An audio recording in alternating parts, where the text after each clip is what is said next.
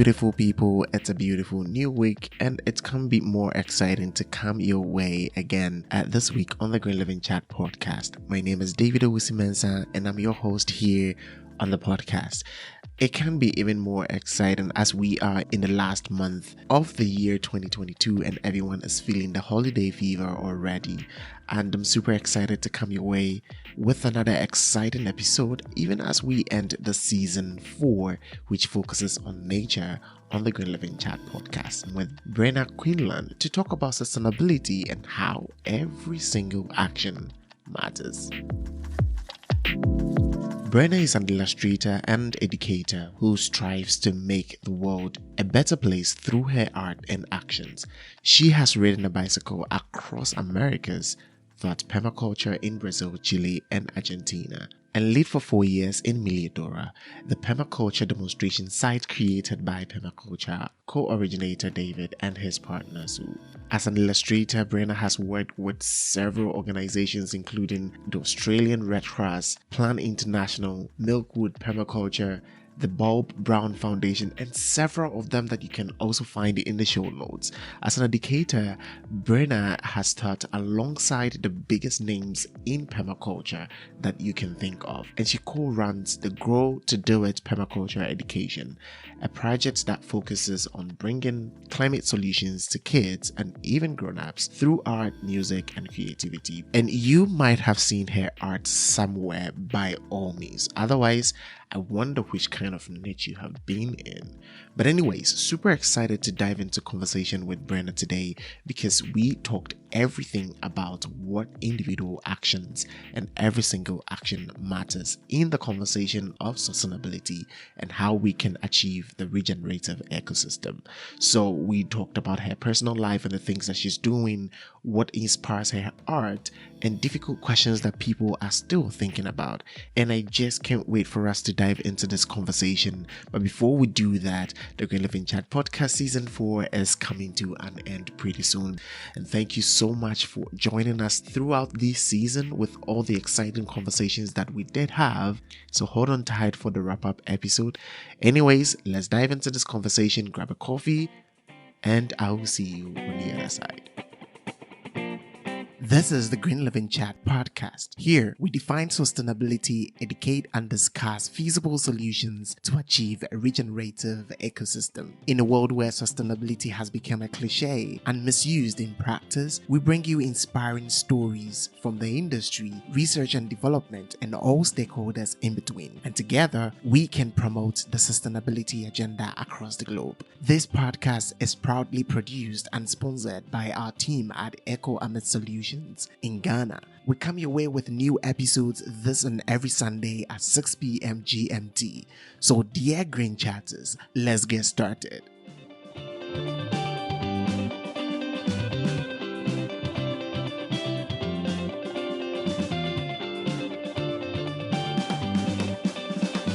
Hi Brenna, thank you so much for joining me today on the Green Living Chat. You have no idea how excited I am to have you on the show. So welcome to the show today. Thanks, David. I'm so happy to be here having this chat with you. Yeah, I really can't wait to dive into the things that we're going to talk about. I mean, of course, if you did hear the introduction of this episode, you know that we are in for a treat today.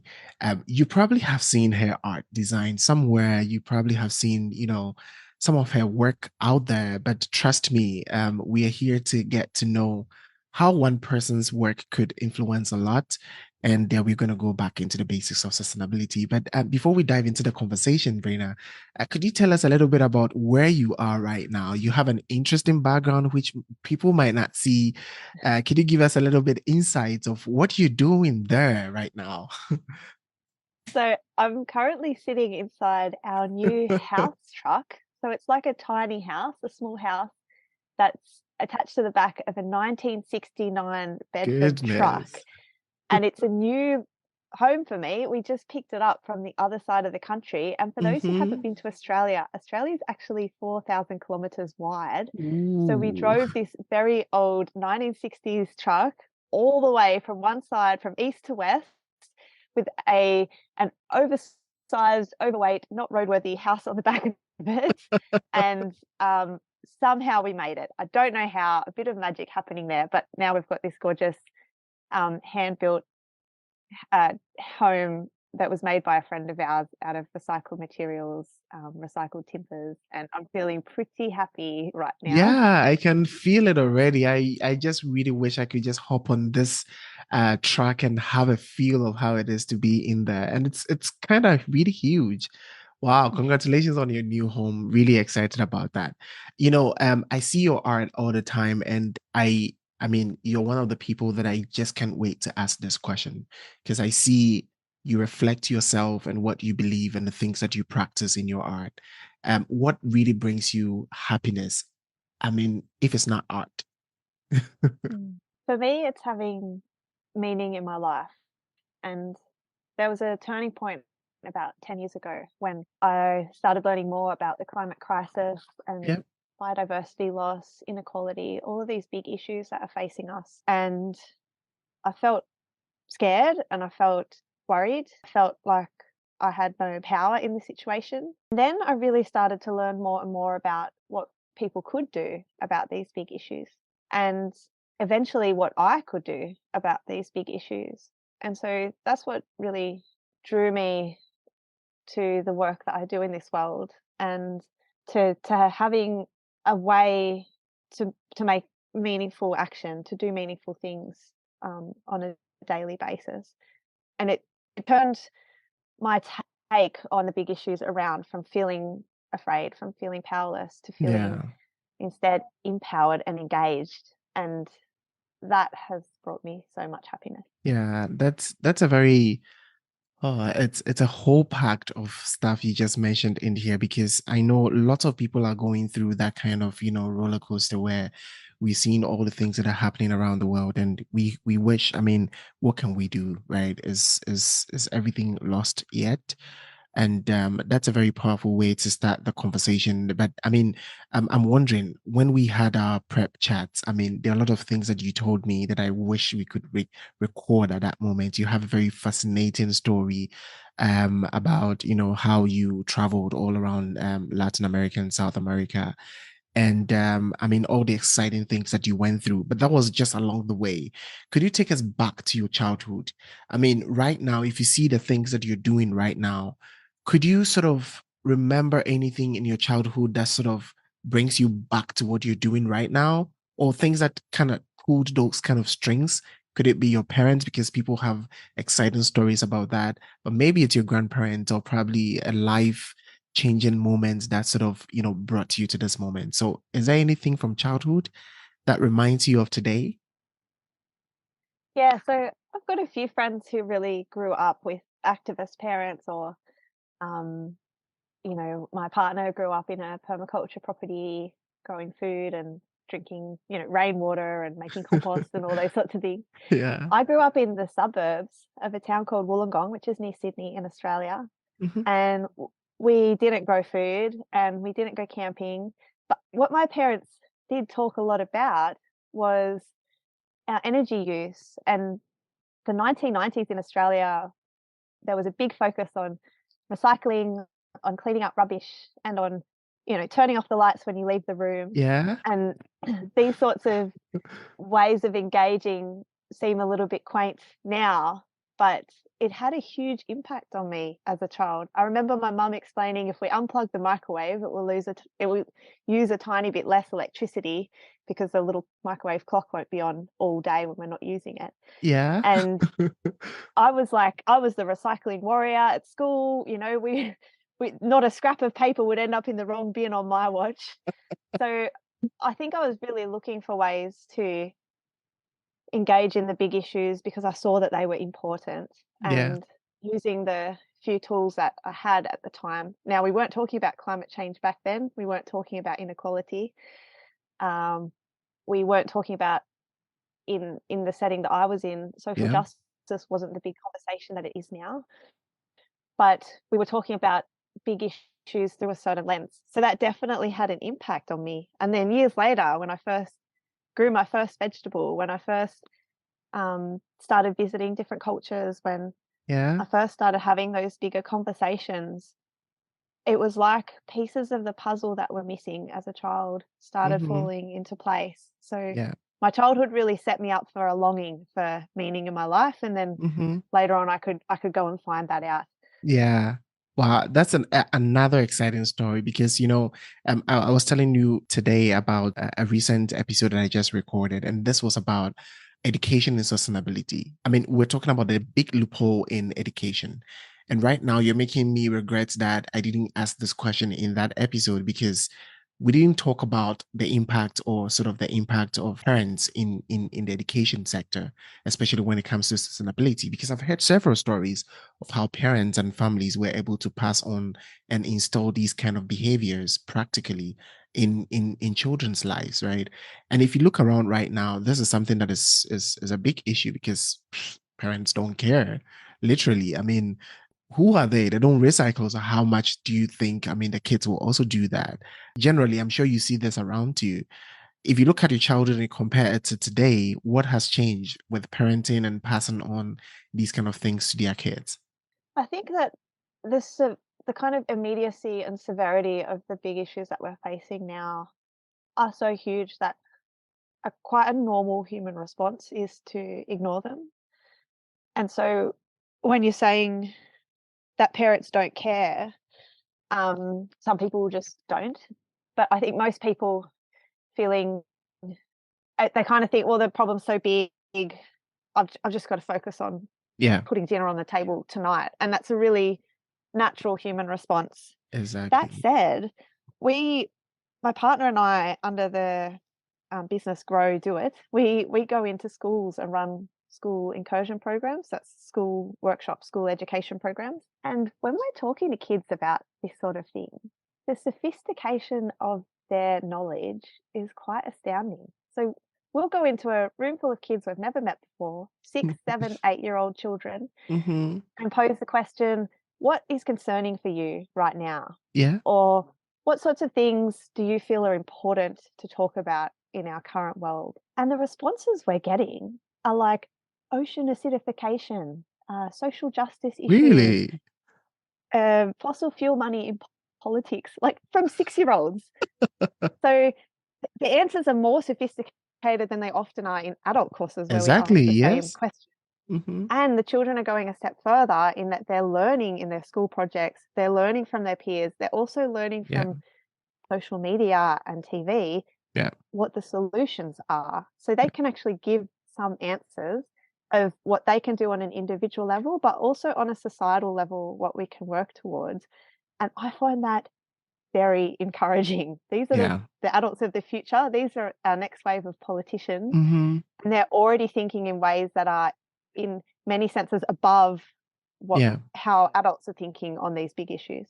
Yeah, I mean, you raise a really important issue, and I think of in as much as we can find that loophole in the traditional way of education, we have social media and other things taking over and grooming these kids into wonderful giants that we can think of. Such a beautiful day it is today, and it's your birthday. Happy birthday, Brenna, and thank you for Thank you, David. starting such a special day with me on this podcast. But I mean, should you have one wish, I mean, for today, what would it be? Oh, that's a really good one. For me, it would be that people can find the thing that really makes them come alive. Because as I said before, that's what's brought happiness into my life is Yeah, learning that I can merge my passion for education and for illustration with something that is making a meaningful change in the world. yeah. And merging those two things, the thing that you really enjoy or are really good at in life with with creating meaning out of that is such a ticket to happiness. And when we step back and take a broader vision, Yeah, um, if the more people who are doing that, the more chance we have of really creating good in the world and turning around our emissions, improving lives of people who really need help, curbing our consumption, all of these sorts of things. So we need yeah, everybody to be engaged in their own yeah, special way. And yeah. if when I'm queen of the world, that'll be my one directive. Everyone find what you love in a way that's really doing good out there in a way that brings you happiness, but also obviously has those ripples out Definitely. across the world too. Yeah. Yeah. Actually, previously and just now, you made two comments that I think we could just dive us into, and then this question, even before we dive into getting to know more about permaculture and how you got into it and that exciting story you have about it. I mean, engaging everyone has been a very huge problem right now. Today I saw a post on LinkedIn talking about climate finance, that it's a very important thing in the upcoming COP. And I sit down, I think about it, that I mean, of course, we need to get everyone along this journey. People are still waiting for, all that money, billions and trillions of money to engage in adaptation and everything. But the thing is, we don't have everyone on the same page when it comes to sustainability. Some people feel like, oh, it's a fancy lifestyle for those who are rich. And it might not be true, because almost every sustainable lifestyle could be more expensive unless you are maybe a little bit illiterate about things, and maybe you're an educator, so you're here to teach us a little bit more about that. But how can we get everyone on this journey? I mean, people who are thinking about just the meals for today, I mean, do not care about 1.5 degrees. People who are like in poverty do not really care about these things. Others who are very rich and very comfortable, can afford everything, do not care about sustainable energies. They just think that, I mean, the luxury lifestyle is just okay. They don't care about packaging. All they know is they want to surprise a very loved person with, all these glamorous things with so many packaging, right? How do we get everyone going on this journey? Yeah, it's a really important point that you raise. So there are different levels of how our individual impact affects the planet and the people around us. And obviously, over a global scale, these patterns are very important to keep in mind. So a child living in a slum in India can actually have a negative carbon emission. So they're actually drawing down carbon by sorting through waste and having very low consumption levels. Most people living in the middle class band in affluent nations have an extravagant carbon footprint. The consumption levels of the things that we're buying, but also what people are eating, how they're clothing themselves, their travel habits, their electricity use, all of these things combine to make a huge amount of carbon emissions per person per household and across a global scale per country.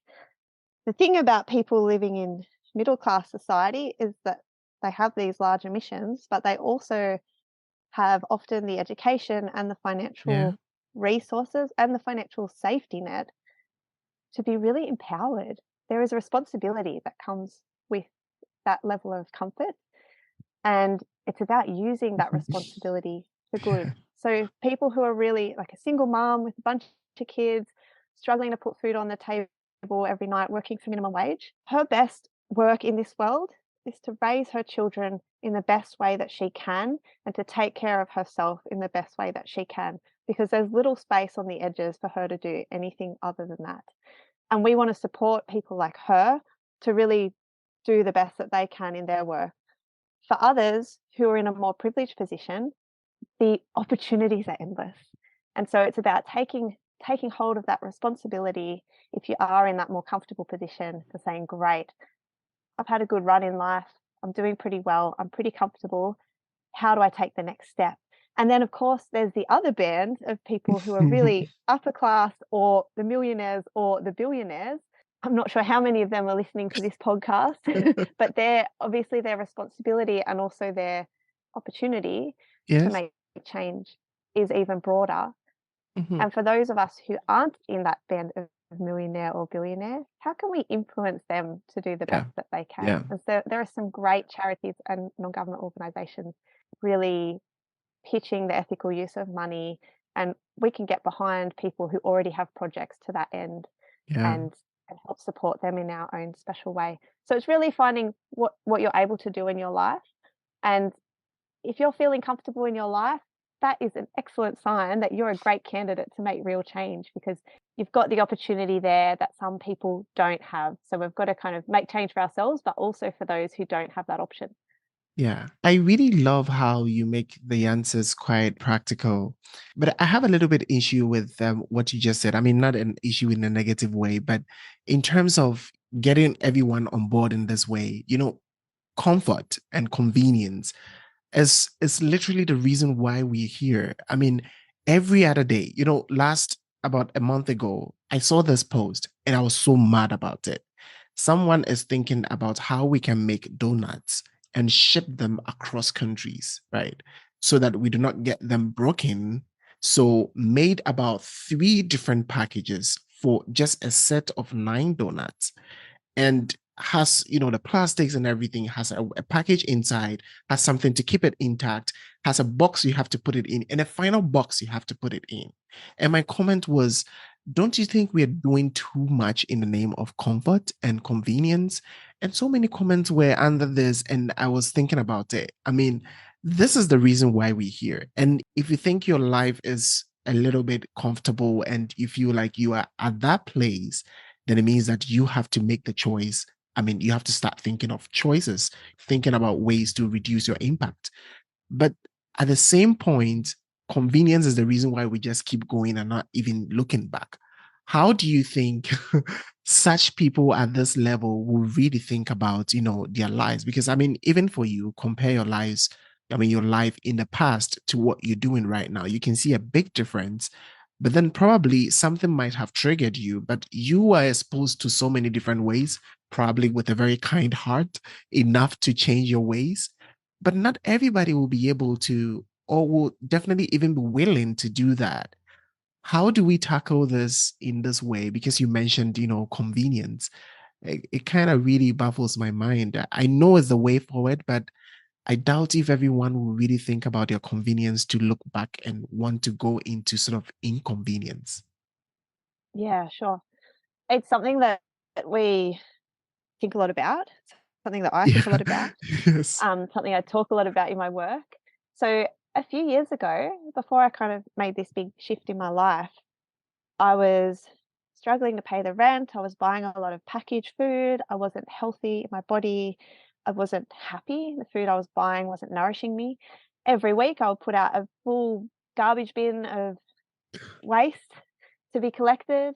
I was driving my car a lot and not really thinking about how Yeah. my actions impacted the people and planet around me, and definitely not thinking about how I could make bigger change, top down Yeah. change to Yeah. really turn things around. I started learning more about the important issues and made these changes in my life. And within a couple years, transitioned to having zero plastic waste come out of my household, growing all of my own vegetables and fruits and things that we didn't grow, like chickpeas, oats, spelt, buying from Wow. a local regenerative supplier. So Yeah. everything's local. Um, Not going to a supermarket for 4 whole years, which is pretty big. You are not So kidding. a lot of my food needs were met. I haven't bought a new item of clothing in over 10 years. So everything I own My has been goodness. from friends, it's been fixed, it's been made, it's been secondhand, pre-loved, including shoes. These are changes that obviously it's context dependent. In some places, it's easier to Yeah. Yeah. find secondhand clothes than in others, Exactly. but it's definitely possible to make a huge transition in your life and really cut down on your consumption without suffering. So, in response to your question, there are a few ways that we can get people on board. One of them is by living a regenerative way, so a way that gives back, a way that does good instead of just doing less bad. A regenerative way that is so exciting and so much fun that when people see it, they say, I want a piece of that. Yeah. And we experienced a bit of that in the past week, driving this house truck across the country. All of these people, we call them grain nomads in Australia. They're in their 60s or 70s. They Yeah. have a extravagant camper vans, RVs, pulled by a very extravagant car, all of which cost 3 times as much as any house I'll ever own. Yeah. They're long-term travelers because they're retired, and they're looking at our humble little recycled truck thinking, "Wow, I want some of that. That looks like fun." And that's really what got me on board with this kind of living, Yeah. and what I really strive to do, just modeling how great this isn't a sacrifice, this isn't a difficult life. It's Yeah. actually the best life I could be living, and Mhm. it's regenerative at the same time.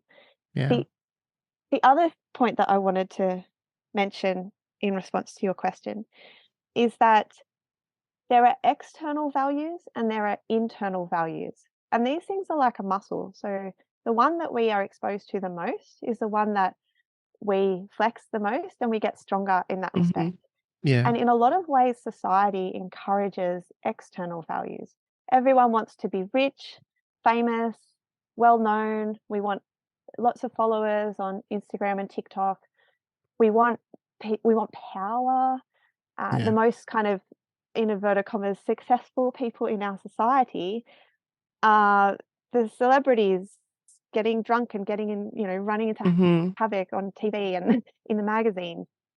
These are all external values, and we can't help but value these because they're everywhere we look. We go into a supermarket and there's the magazines all there, and there's advertising, and the TV's full of this stuff, social media's full of this stuff. So we end up wanting the money and the power and the things, the Yeah. brands. We, you Mhm. know, we we express ourselves through brands. Isn't this like what a strange world we live in? Internal values, on the other hand, have a think about that person in your life who lives really simply but really well Yeah. and who you find really inspiring. They're the sorts of people who are working internal values. Yeah. And so they're people who care about stuff like friendship, like love, like family, Yeah. like your creativity, that those moments you have to yourself where you feel really content, planting food in the garden, gifting and sharing with other people. How Yeah. great does that feel Yeah. when you can really share something that somebody wants? So I've got people in my community who live by these Mhm. internal values. There's a family who runs a bush school for kids for free, and all these children go and they learn about how to carve spoons and how to light a fire and learn about soil health and all of the animals. And it has changed our community because parents have this affordable way of having their kids socialize and have a great time one day a week. Yeah. And just by them doing that action, it's helping to strengthen internal values in everybody around them. So, on an individual level, by living by our internal values, by gifting, by sharing, by being generous where we can, by sharing things that aren't necessarily monetary, we can share our time, our skills, our energy, our friendship. We're helping to strengthen internal values in other people. And actually, on a societal level, that is a very powerful act. So they're just two of the ways we can help get people on board. There are quite a few.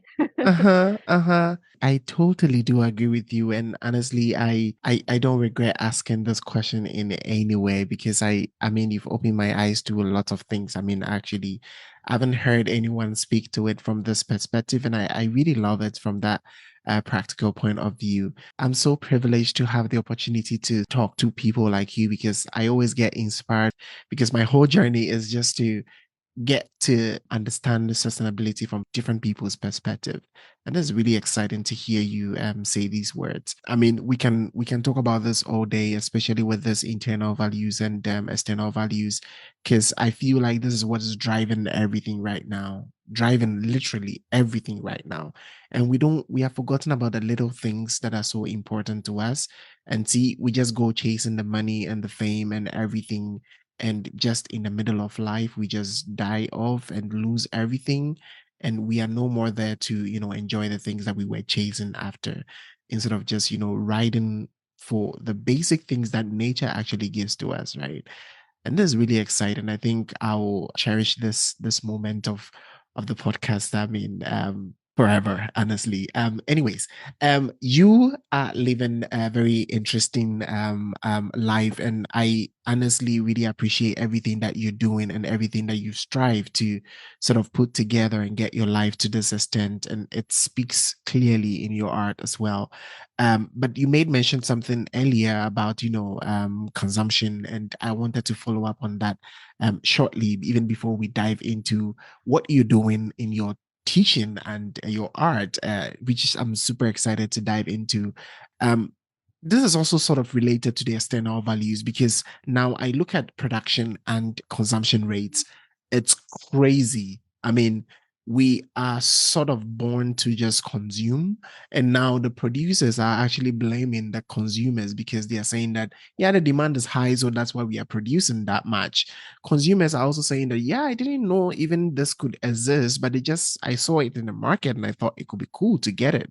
So, I mean, who is to blame? But the idea of the rates that are going extremely high. Last week I did a presentation to a bunch of young guys, and I showed them the graph of CO2 emissions from the industry and the fossil fuel sector from the 1700s to 2020. And I was actually shocked myself because, I mean, I've seen this diagram several times, but actually presenting it and describing it gave me a different insight of it. Because right after the Second World War, it's like someone just threw something to it and it just jumped just like that. I mean, it's crazy how we have jumped with consumption and production. What is your, general concept about this whole thing? What do you think is the loophole in there? Should we blame consumers or producers for the rates that are going high? Where is the problem? Because I think identifying the problem is really part of solving the issue. It's a really important point, and one that we would do well to hold present in every decision that we're making. So Mhm. the actual concept of the individual carbon footprint was thought up just like advances in recycling messaging back in the 90s, Yeah. like I was talking about when I was a child, were actually promoted by companies with vested interest Yeah. in individuals taking that responsibility so that they could shift any responsibility they had onto us. When we talk about individual action, it's still a really important conversation because people want to know what they can do. And like I mentioned before, it can bring meaning and happiness into our lives. And over a huge scale, individual action is very important in shifting culture, in shifting people, in helping people to vote for climate and for the issues that they want action on. But it doesn't end at individual action. Yeah. So, to your point, part of the reason that people are packaging up donuts and sending them across the world is because we measure a country's success by GDP, gross Oh, there domestic we product. go. Yeah. And the way that this works is we have to increase production every year. So Yeah. even the head of some multinational corporation might have a strong set of ethics. They might care deeply about the big issues. They might be extremely concerned about climate Yeah. change. They look into their children's eyes and their grandchildren's eyes and they think, what world am I leaving you? But they are beholden to their shareholders and this system to increase production every single year. Exactly. The flip side of this is that now more than ever, there is a huge conversation around this issue. 5 years ago, no one's talking about this stuff. There was one academic paper here, maybe a book there that a few people read. Now it's mainstream information. It's on all the news channels, it's in all the newspapers, all the academic papers are about this.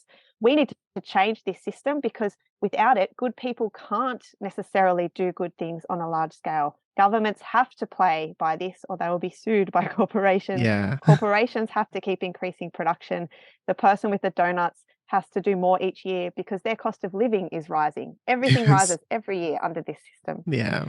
Talk about circular economies, about donut economics. I mean, there are lots of people putting a lot of good work into this. There are, Yeah. again, charities and NGOs that are working really hard on this front. It's with huge systems, they take a while to shift. It's like having a big ocean liner. It takes a while for it to turn around, but it is starting to turn. Now, is it a slow change considering the urgency of the situation? Yes. But the fact that it is starting is quite exciting. And we are the ones living in this time, in this decade of change. We're both watching it happen and we're contributing to it happening.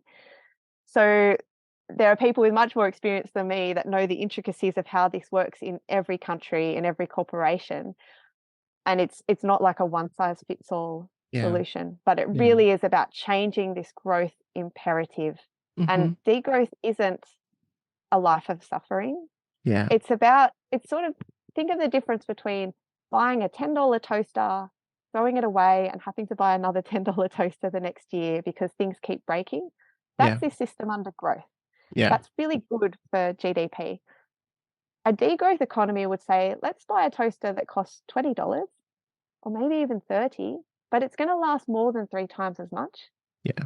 So you'll save money over the longer term. And this toaster is repairable. So when you need it fixed, you take it to somebody. Instead of working in a factory making toasters, that person's actually working repairing toasters. Yeah. They've got a much more interesting job, higher quality of life. And at the end of the toaster's life, that person, it can be their job to pull that toaster apart and recycle all of those elements so there's no waste. That's Yeah. what degrowth economy is really talking about. And we're seeing experiments happening in that all over the place. If you've ever heard of a repair cafe, or I don't know if you have those where you are, but in Australia, that's where in every town, once a month, you can take your bicycle, your toaster, your sweater with holes in it, and there's people there volunteering to help mend that out of the interest of keeping things out of landfill. There are things like that, buying secondhand. These are all examples of how degrowth economy is already happening. We just want to scale up and encourage those solutions because that's what's going to get us out of this mess.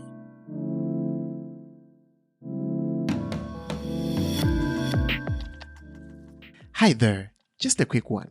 If you find our conversations worth listening, why don't you share them with your friends and connections? Please help us reach more and new listeners by leaving a review, commenting, or rating us on any platform where you get your podcast. We can't wait to hear your thoughts and ideas, so share them with us via a social media platform or email. Find more details in the show notes. Now let's get back into today's conversation.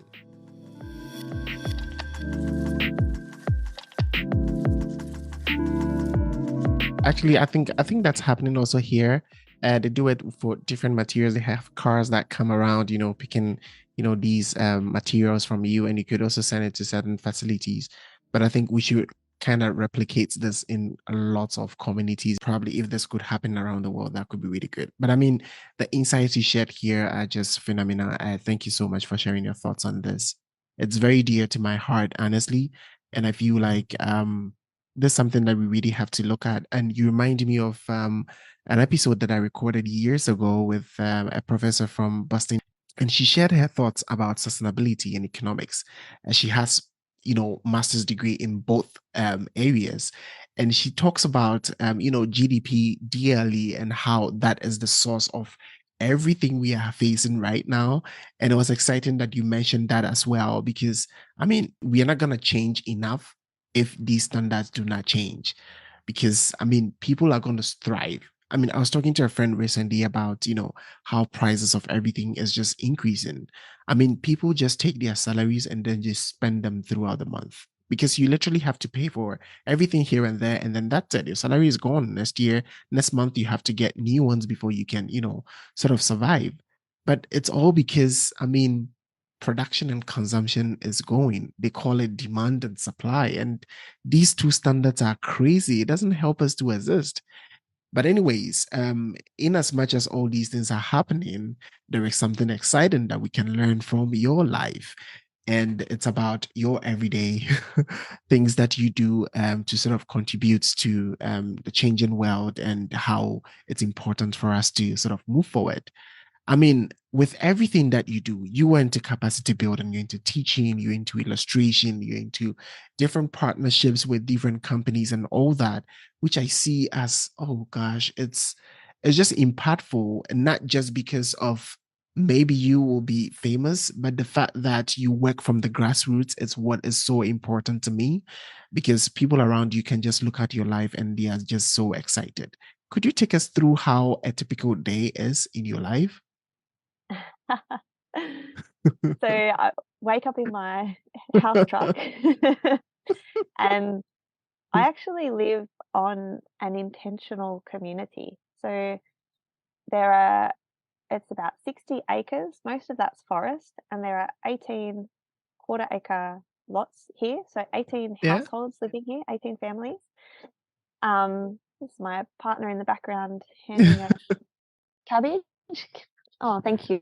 That's lovely. He's just, for those who are listening, He's just brought me some snow peas and eggs from our neighbour. It's just as I'm describing.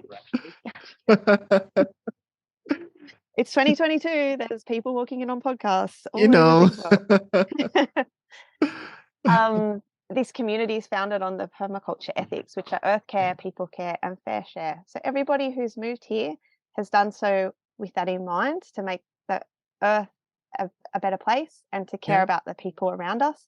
And fair share is really about only taking what we need, so reducing consumption, and valuing that we need some world left over for the other creatures here and also for other people. So we do things like, a couple of weeks ago, planted a few hundred trees as a nature corridor to really bring that biodiversity back, habitat for the native animals, which in Australia are quite unique and being severely impacted by deforestation. So we're doing our bit here to bring some of their habitat back. A typical day would be getting snow peas and eggs from my neighbour because a lot of my neighbours grow food here, which is really lovely. This morning on my birthday, my 3-year-old and 5-year-old neighbours brought over a cake for breakfast, goodness. unexpectedly. And also, as well as, you know, planting things in my own garden, and we're building a strawbale house at the moment, thinking about that stuff. I also really value helping to cultivate those intrinsic values that I was talking about before, internal values in my community. So we have some great community projects here that I like to get involved with. The Repair Cafe, where you get things repaired, that's one I mentioned earlier. We have community gardens that I like to go and visit. We have something called Soupy, where once a week anybody can come along and have a bowl of local organic soup for free. And I'll tell you, about 100 people show up every week. And it is a lovely way for those community connections to merge. And you meet people there who say, hey, I really need help in my garden next week because I'm a bit older and I can't do it myself. And you say, I'll come round. And you meet other people who say, wow, we've got kids. Why don't our kids hang out so it's easier on us parents? Those sorts of networking things happen at events like that. On my ideal day, I'd also get a couple of hours to draw my art as activism, which is my real passion in life. But realistically, I spend a lot of time on the computer replying to emails and doing admin, which is slightly less glamorous, but it is done in a gorgeous setting next to a garden. I know. I mean, it's such an exciting life you're living out there. How does the teaching come in then? Yeah, so I teach a few different things. One is called the Permaculture Design Course, or the PDC. And permaculture was actually started in the 1970s in Australia. The movement was started in Australia. Obviously, it borrows from a whole host of knowledges from all over the world. And permaculture doesn't claim to have invented these common sense ideas, but it is a collection. And it's a collection that functions for modern people, to a toolkit for us to use to live a more regenerative life. And one of the ways that people learn about permaculture is through this permaculture design course. So it's normally you go somewhere for 2 weeks, you're in a space with 30 other people who think the same as you, who really care about stuff, who want to do great things in their life. And you learn about soil health, ecology, you learn about animal systems, how to grow food, you learn about how to build community projects and strong communities, you learn about taking care of yourself, how to engage with the political system, all of these big picture thinking, holistic thinking of the whole system, holistic. That's what the permaculture design course is. So I teach that 4 or 5 times a year in different places. It's 2 weeks, so you go away and prepare it, and it's a big thing. I also teach people how to teach that course, which is a week-long course. Just finished one and I'm about to do another one. And that's actually been taught by a colleague of mine all over the world. I believe she's run a few in Ghana. She's just finished teaching one in Portugal. Really empowering people to teach these life-changing courses in their own context, in their own culture, in their own way. The courses are also taught in refugee camps quite often, because people, the average wait in a refugee camp is up to 12 years now. It is, Yeah. people are living their lives there and they're completely Literally. disempowered. Yeah. Yeah, they can't leave. They don't have the status to cross borders. But if you can help people with some tools that they're interested Yeah. in that circumstance, it can Mhm. really do wonders for mental health and also for a pathway forward once they're able to leave that situation. So I haven't taught in the refugee camps, but some strong colleagues of mine that I've been working with recently have, and it's really exciting work that they've been doing over the past few decades. And then also teach permaculture in schools. And when you're teaching sustainability in schools, the real key is to make it cool and to make it fun. So I bring the art to it, and Yeah, we're doing creative things and we're learning Yeah. about the life in the soil, and we're drawing it and we're looking at it under microscopes, and Yeah. we're smelling things, tasting things, seeing things, feeling things. And my partner, who's a musician in a permaculture band, they put on a Interesting. big concert and all the kids are there singing, "There's no such thing as waste, only stuff in the wrong place." And making sustainability cool is a real Exactly, right? passion of mine, because the Uh-huh. kids And aren't going to listen if it's not cool. that's it. That's it. And it actually goes back to what you said earlier, because I mean, I asked you a question about, the expenses and sustainability, but you were talking about something different. We making it look cool, right? And literally, I mean, what you're doing is just making it really look even cooler, right? I mean, this is really exciting. I mean, oh gosh. I mean, if anyone has seen your art, would definitely testify to this. And it's exciting that, I mean, you guys cannot see the passion with which she is speaking, because probably you might be listening to the audio. But if you can see her right now and her excitement in speaking about the things that she does, you can see it's coming from a place of passion. And this is what we think that people can, grasp from this conversation. I mean, look at what someone is doing from their daily activities and see what you can do. By the way, I just wanted to ask, are these courses or some of things, can anyone outside, Australia get access to it? Do you have like a web page where we could sort of get some online tutorials or something like that? Is that feasible? Yeah, so Grow Do It, which is, like I said before, my partner and my project, Mhm. growdoit.com.au, you can head there. And we don't have an online course yet, but we are working towards it because we Yeah, really want to definitely. make permaculture accessible, Mhm. release things free on YouTube. Yeah, Um, and also, it's a lot for people to go and take a 2-week long course. It costs money and it takes time away from work and family. So exactly. we're working towards making an all ages appropriate, fun and creative Mhm. permaculture design course, sort of crash course, Yeah. that is released on YouTube. And we're going to be putting that together in the next year, hopefully. But yeah, stay tuned. If you're following me on all the platforms, Yeah, you'll hear about definitely. when that comes out. Definitely. Yeah, I definitely look forward to that. And that's going to be really exciting. But let's talk about your art in a minute. Um, how, where do you start from and where do you end? I mean, when we had a call earlier, you told me about, how you get inspired from, reading nature and things around you. But I mean, honestly, sometimes I look at the content of the things that you write and I'm like, how many things do you read in a day? I mean, take us through an illustration day, right? After doing Yeah. all the things that you do, the plants and the food, the friends, the people, the family, the air and nature and everything, how does an illustration day look like? I mean, where do you start from?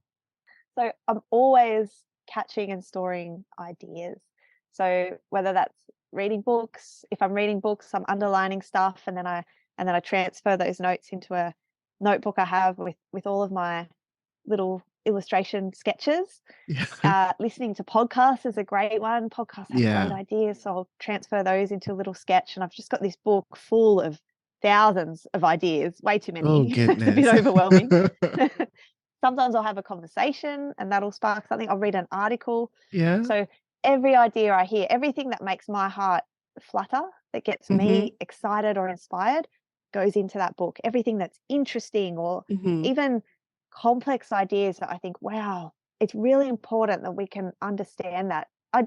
Concepts like white privilege, okay, that's a really difficult one to explain to Hmm. some people. How can we make that accessible? How can we really explain it in the simplest way so someone can say, Yeah. this is important to me. It Yeah. should be important to you too. Look at That's this right. image. That's right. So I collect all those in my ideas book.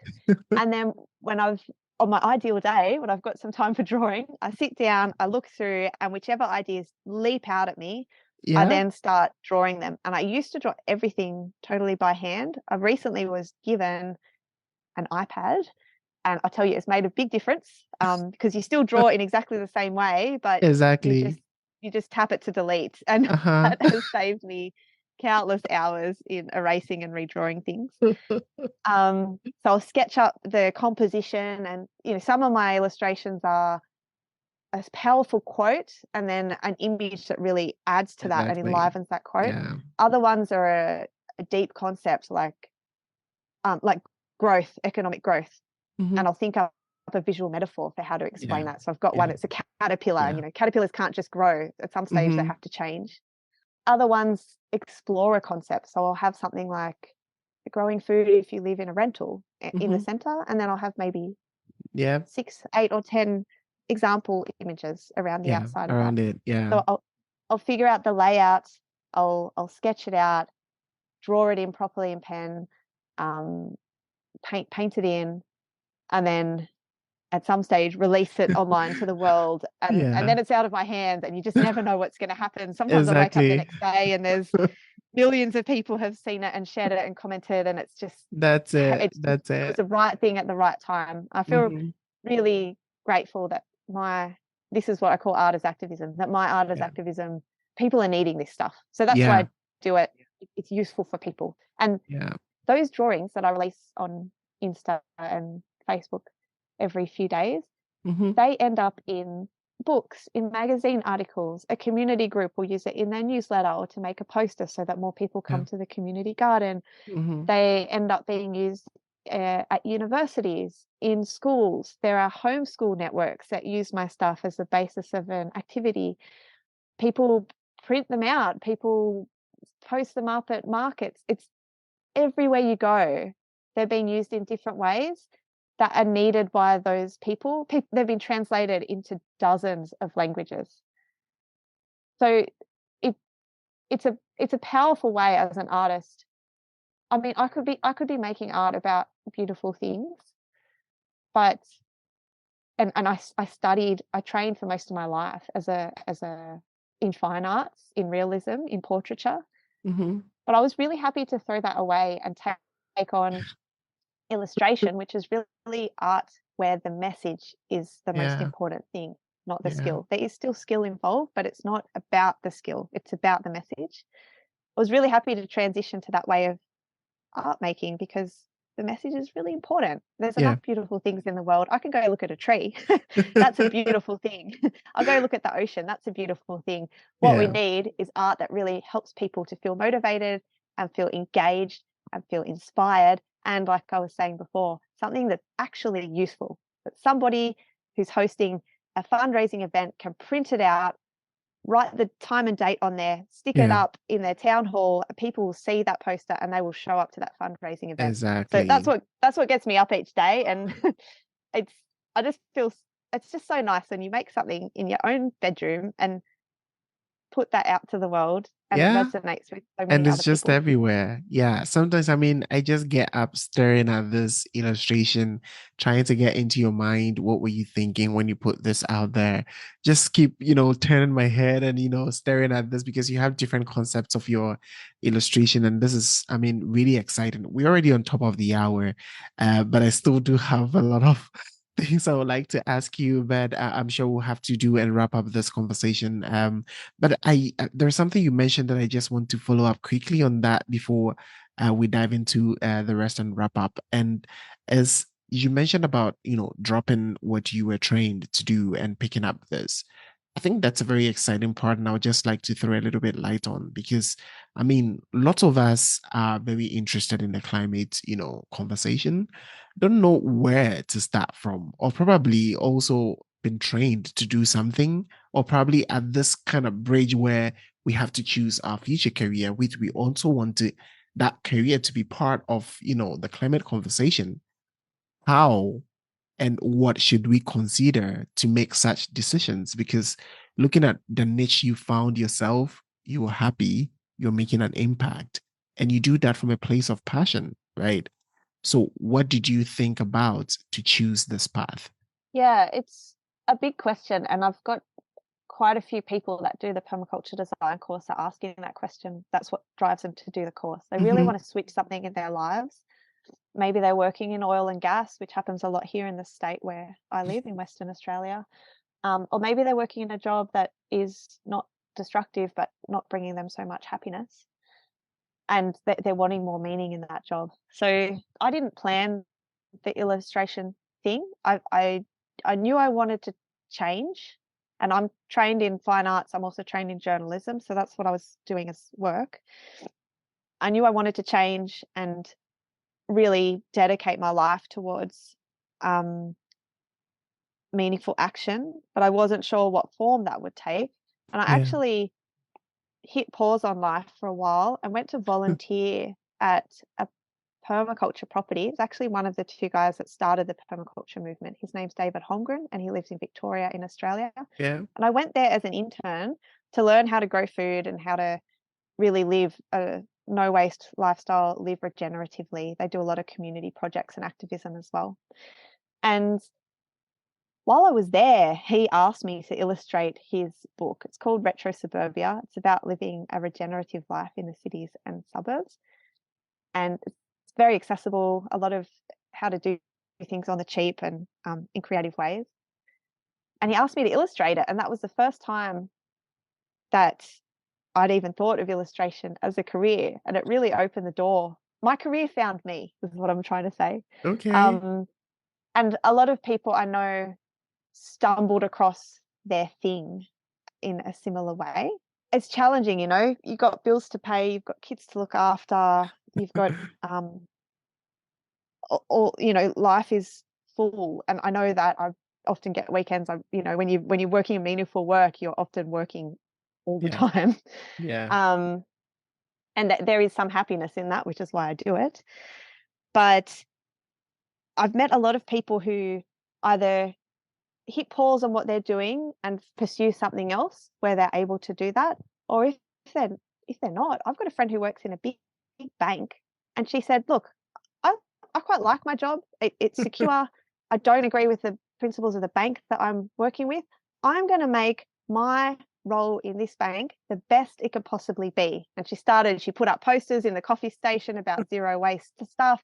She starts talking with her manager about maternity leave and changing that culture at work. She starts going up to the CEO, hey, what are we doing with our investments? And she has changed so much in the same role she was in. She just brought a new mindset to that.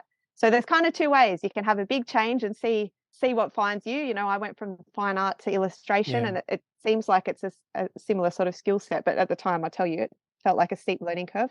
Or you can really bring activism to what you're Yeah. doing already. I can listen to that all day, honestly. Thank you for everything that you do, to be honest. I've really enjoyed every bit of this conversation. I wanted us to even discuss some things about misconceptions about climate, but I think that anyone who wants to sort of dive into this and is interested definitely have to dive into the show notes. There are going to be links to Brenna's work. I mean, every misconception about climate change, you have talked about a lot of them. And I love that you really dive into lots of, reading and investigation and, research before you put out your work. And so this is one of the works that definitely we can recommend to anyone who is starting this journey. Just simple, short words that could sort of drive you to answers that you are sort of looking out for. There is something that is missing in this conversation. I really wanted you to talk about how you arrived at permaculture and that journey that you had. And maybe we can end the conversation with that. Probably if someone is actually wondering what we are talking about is permaculture, could you tell us what is permaculture and probably how you arrived into this? And maybe we can end the conversation this way. Sure thing. So I traveled overseas after um, a couple years of kind of working in journalism and art and not feeling like that was enough. So I thought, oh, I need to figure out what I'm going to do pooled my savings and got a one-way ticket over to Canada. And I ended up riding a bicycle from Canada all the way down to South America. It took a year. I covered 11,000 kilometers. The bike I bought was $50 secondhand bike. I had one pair of sandals that I found at a secondhand shop and a hat that I found on the side of the road. Very humble lifestyle, spending a couple dollars a day on food, and the kindness of strangers helped out with that trip. People letting me stay there and letting me harvest from their gardens, that sort of thing. And in that trip, I realized how little I could live with and still be happy. And I started staying with people who were talking about this thing called permaculture. And everywhere I stayed that talked about permaculture seemed to be a pretty nice place. They had fruit trees and garden beds and fun people staying there, and they were connected with the community. They were intelligent. They were articulate. They knew about the important issues, and we would have these great dinner time conversations about what next, what to do. That led me to do my permaculture design course in Chile in Spanish at a place called El Manzano. And once I'd done that, I got together with 10 other people from all over Central and South America. I was the token gringa, as they called me. And we started teaching permaculture and natural construction and gardening courses over there. I spent a few years there. I was gone for 6 years in total overseas. Wow. And when I talk about this life shift, that was really it. I thought, gosh, I learned about the problems. Permaculture really offered a bunch of solutions. And then I felt empowered taking that next step in the teaching. And then finally, when illustration found me in the illustration as well. So permaculture is really a way of living that regenerates the world around you. It's sometimes called solutions-based activism. So it focuses on what we can do while acknowledging that the issues are big. A lot of the way that I talk, illustrate, and educate is based on this permaculture. And like I mentioned before, it's got those 3 ethics of earth care, people care, and fair share. So everything that I do, every decision I make, I run it by those ethics. And if it passes that test, it's probably a great thing to do to help people and planet. If you're interested, have a Google online. There's so much information about permaculture. Milkwood and Good Life Permaculture have some really good websites with some great free blogs and resources up there. And it's a worldwide movement. So millions of people have done their permaculture design course all through Africa, all through Central and South America, all through Asia. It's really changing the culture and empowering people all over the place. So I feel really grateful to be a part of it. Yeah, I'm actually really excited about it, and it's something I've been having conversations recently about, and I hope to also dive into that as well. It sounds like really, really something that everyone needs to go into. Hopefully, now that cities are looking for, nature-based solutions within the cities, hopefully this could be more embraced into the cities as well, because honestly, the city settings are really, really not nature-friendly at all. Let's hope for these kind of things to come into the cities, because literally everyone is moving into the city. So if the cities do not have this, then it means we're just riding away from nature. Anyways, but how can people collaborate with you? If someone is hearing this and sounds like, oh my gosh, I want to see Brenna, I want to work with her, I want to dive into more of this conversation, how can people reach you and how can people collaborate with you? So you can see my work on my Instagram, Brenna Quinlan, also on Facebook, LinkedIn, probably TikTok, YouTube, all the platforms. Grow Do It is my education project. So that's on all the platforms as well and has a website. If you'd like to support my work, you can check out Brenna Quinlan on Patreon. So that's where people give a couple dollars a month, and accumulatively that helps me to keep my work ethical and make that space in my schedule to make the artworks that I make. And if you just want to get in touch, contact me through socials or at brennaquinlan.com, my website. Definitely. Yeah. All of them are going to be in the show notes. So if in case you skipped it, just dive into the show notes and grab these things and get in touch with Brenna. I'm sure you're going to have an exciting time speaking with her. But anyways, before I let you go, what does sustainability mean to you and what are you doing towards that? Probably something we should have asked earlier, but I feel like at this point, this is where you can sort of say this as your last words. But I always get excited to hear people's view on this. So, yeah. to me, sustainability is our opportunity to use our skill, our passion, our interests, and our life, our energy, our force to do good in the world in whichever way we're excited about. Sustainability is the most important thing in this important decade of change, and we're here on this earth for a reason. So let's give it a crack. That's what sustainability means to me. Definitely. Yeah, those are really, really wise and amazing words. Honestly, I've learned a lot from this conversation, Brenna. Thank you 1,000 times for making this possible and for really honoring this invitation. Really, really enjoyed the conversation. So yeah, thanks for coming, and please enjoy the rest of the day, and happy birthday to you again. I hope you can live 1,000 years if you want and enjoy all the amazing things that you're doing around. And really, we cannot get enough of your inspiration. So we pray that you live really, really long and give us all the exciting things that is inside you there. And I hope this is not going to be the last time I'm going to talk to you. I hope to reach out more because I really, really love your work and it's just an inspiration. Thank you so much. Yeah, thanks, David. I hope we get to talk again. I'm going to enjoy these snow peas. I wish I could share them with you. Hey there. Thank you so much for sticking to the end of this episode. Now there is a call to action. So why don't you engage with our community of green charters on our social media platforms? Find more details and links in the show notes. Get involved with the podcast by emailing us at glcpodcast@echoamitsolutions.com or DM via our social media platforms. We cannot do the same things expecting different results. The urgency of climate change demands actions now and not in 2050. So, dear Green Chatters, see you on the next episode, and remember, live green.